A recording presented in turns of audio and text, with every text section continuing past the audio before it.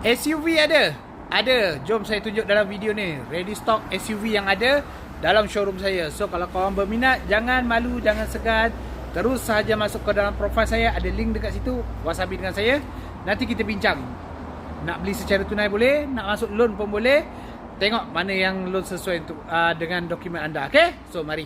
Okay, saya mulakan dengan yang paling lama sekali yang ada dekat stok saya. Tahun 2005 CR-V 2.0. Yang ini tak boleh loan, cash nak jual dengan harga 9,800. Okay, yang ni nak jual seadanya. Siapa yang berminat datang, kita bagi test drive.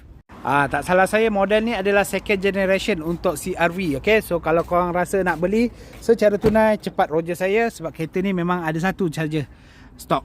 Okay, yang kedua saya ada Nissan X-Trail 2.5 tahun 2016. Yang ini nak jual harga body 29,800 sebelum on the road. Okay, untuk pengetahuan, ini adalah SUV 7-seater. So nak pakai untuk keluarga memang sangat sesuai. Okay, untuk loan, boleh masuk loan bank, tak ada masalah.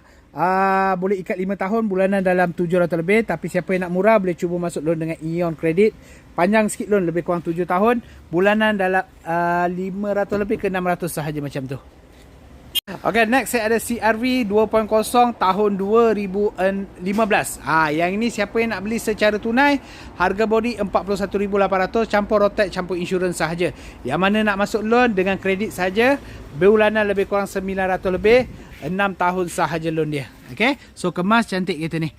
Okay, satu lagi Arus tahun 2020. Saya ada 2 biji Arus lah. Okay, yang ini boleh buat full loan, bulanan dalam 600 lebih dengan bank ikat 9 tahun. So siapa yang berminat dengan Arus SUV 7-seater ni, boleh cepat roger saya. Okay, sebiji Proton X50. Yang ni tahun 2022. Okay, yang ini siapa yang nak buat full loan, bulanan dalam 700 lebih. Kereta ni full service record dengan Proton Service Center. Okay, so yang ni paling berbaloi lah kalau yang mana nak beli secara full loan. Sebab bulanan dia dah jauh beza dengan bulanan baru punya. Sebab bulanan baru tak salah saya 1,000 lebih. So, yang ni kau dapat dalam 700 lebih, full loan, kosong muka punya.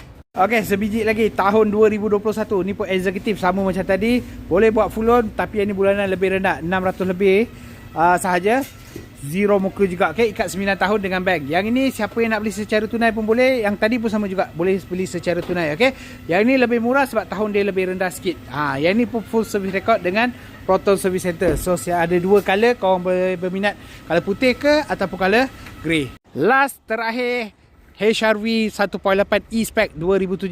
Yang ini siapa nak beli cash pun boleh. Harga dalam 48,800 sebelum on the road. Campur rotek insurans saja. Tapi siapa yang nak beli secara loan, boleh buat full loan, bulanan dalam 800 lebih sahaja guys. Yang ini condition dia betul.